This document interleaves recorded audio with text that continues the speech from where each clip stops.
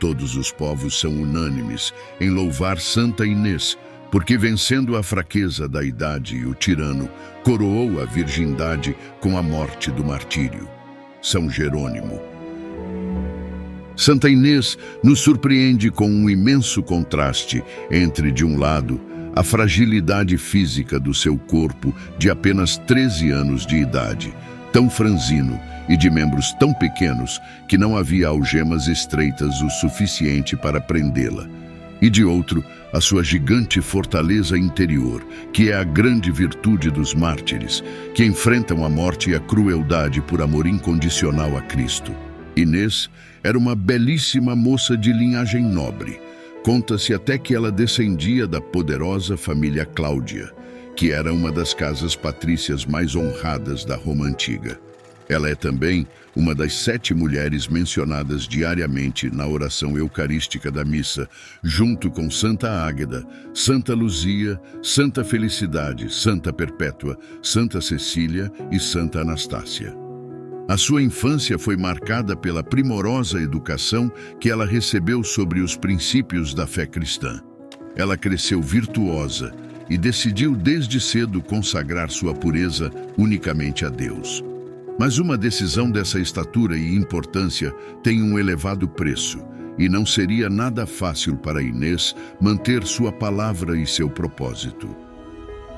Durante sua vida, ela lutou bravamente contra as tentações e tentativas daqueles jovens ricos da nobreza, que vão fazer de tudo para conquistar o seu coração. Todavia, Inês queria algo mais. Ela almejava um amor sublime. Ela encontrou esse amor elevado no seu amado Jesus Cristo. Com apenas 13 anos de idade, ela já sabia o que queria. Inês possuía uma espiritualidade imensa, como disse Santo Ambrósio de Milão. Inês era muito jovem e ainda não estava preparada para o sofrimento, porém ela estava madura para o triunfo. Não por acaso, foi a Virgem Mártir mais louvada pela Igreja primitiva a partir do início do século IV.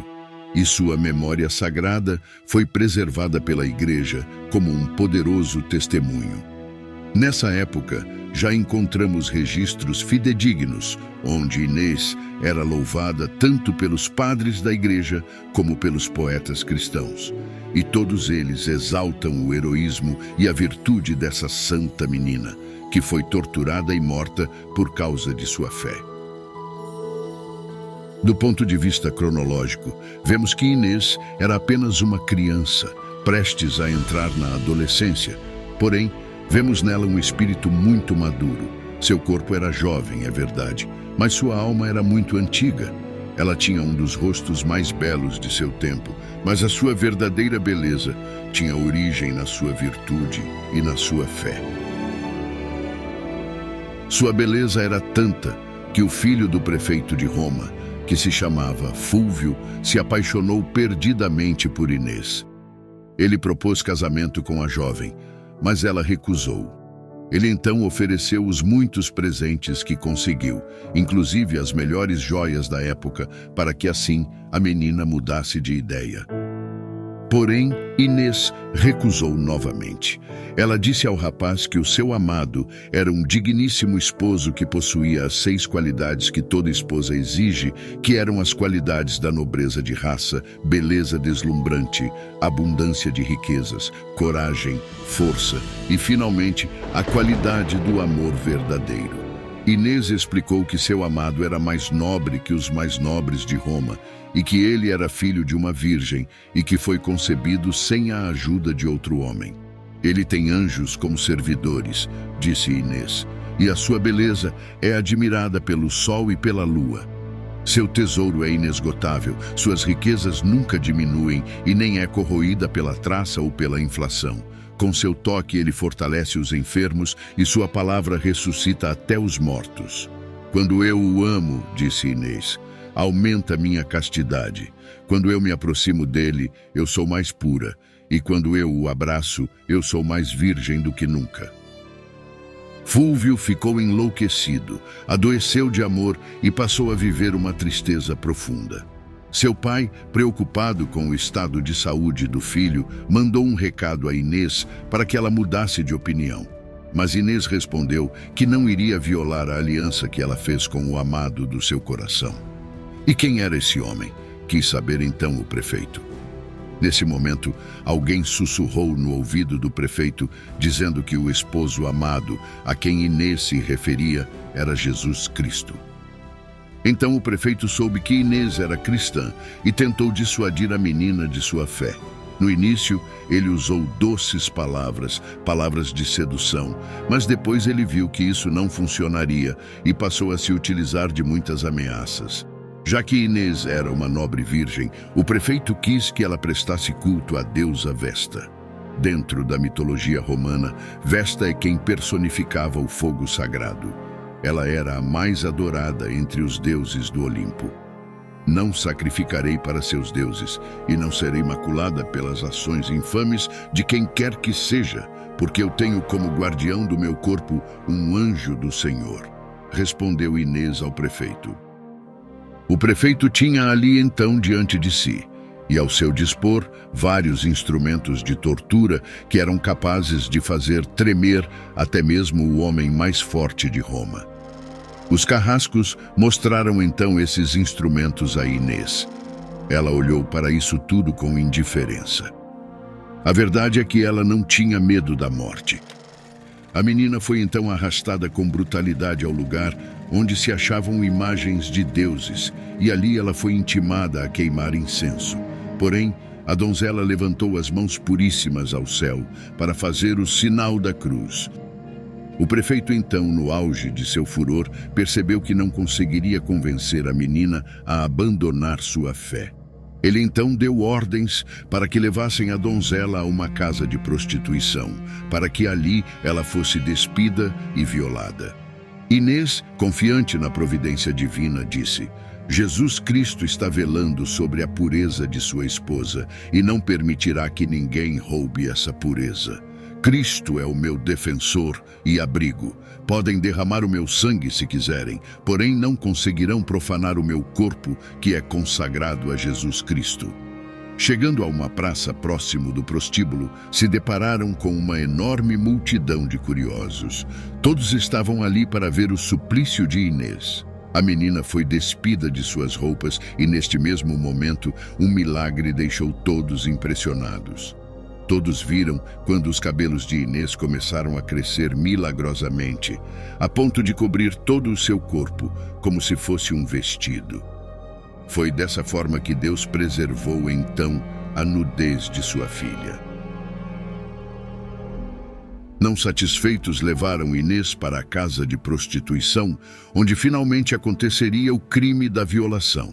Mas foi nesse exato momento que um anjo do Senhor apareceu diante de todos e encheu aquela casa de uma luz extraordinária, ao mesmo tempo em que cobria o corpo de Inês com uma túnica de resplandecente brancura. Todos aqueles homens que ali entraram para cometer o crime contra a virgem menina saíram de lá purificados de suas más intenções. Naquele momento, o filho do prefeito também chegou no prostíbulo. Ele estava cheio de ódio e com o coração cego pelo desejo carnal, e entrou ele mesmo para cometer o crime de violação contra Inês. Quando ele tentou colocar a mão em Inês, a luz se precipitou sobre ele, e como o jovem estava em pecado mortal, ele foi possuído pelo demônio, que o estrangulou ali mesmo. O prefeito, ao saber que seu filho estava morto, foi ao encontro de Inês, pedindo que ressuscitasse seu filho. Inês intercedeu a Deus pela vida daquele pobre rapaz, e Deus ouviu as preces da menina. O rapaz ressuscitou e voltou totalmente transformado. Ele falava da fé em Cristo com tanto entusiasmo que seu conhecimento surpreendeu a todos que o conheciam. Muitos que ouviram suas palavras creram e se converteram à fé cristã. Porém, os sacerdotes do templo de Vesta excitavam a multidão, dizendo que Inês era uma bruxa, uma malfeitora que transforma os espíritos e converte os corações dos homens. Ao final, Inês foi presa e o prefeito até mesmo pensou em salvá-la, mas ele se acovardou, pois tinha muito medo de enfrentar a fúria dos sacerdotes. Querendo livrar-se desse caso o quanto antes, nomeou então seu vice-prefeito de nome Aspásio, para que ele cuidasse dessa espinhosa situação. Aspásio era um pagão e sua vida era totalmente desordenada. Ele, imediatamente, mandou jogar Inês em uma enorme fogueira. Quando Inês estava no meio do fogo, as chamas se dividiram em duas e queimaram muitas pessoas que estavam em volta, mas não queimaram a santa menina. Vendo que Inês não era consumida nem mesmo pelo fogo, Aspásio ficou louco e mandou então decapitá-la com uma espada. E foi desta forma que a santa menina entrou na vida eterna para estar com seu divino esposo. 8 dias depois da sua morte, Inês apareceu em grande glória para seus pais que rezavam em seu túmulo, segurando um cordeirinho branco e cercada de muitas virgens e anjos, e anunciou-lhes sua grande felicidade no céu. A partir da Idade Média, vemos que Santa Inês é representada com um cordeiro, e este é o símbolo de sua inocência virginal.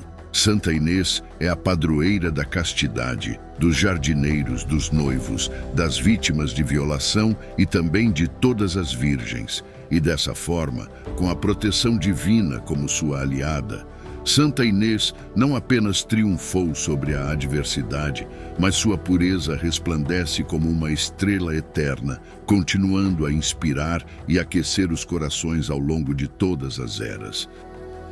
Seu exemplo de fé inabalável permanece como um farol de esperança e devoção, iluminando o caminho daqueles que buscam a graça da verdade e da virtude. Santa Inês, rogai por nós. Ó Deus, que destes à vossa Santa Igreja, Santa Inês, como exemplo de pureza de vida, ornada de todas as virtudes, fazei que as nossas jovens encontrem nela um modelo de fé e de amor a seguir, servindo somente a Cristo e seu reino, para que o Senhor nos conduza e nos faça passar ilesos em meio ao caos atual. Preservai e concedei o dom da castidade. Por sua vida e por seus méritos, afastai os males da juventude, as drogas, as más companhias, o indiferentismo religioso e todas as tentações do mal.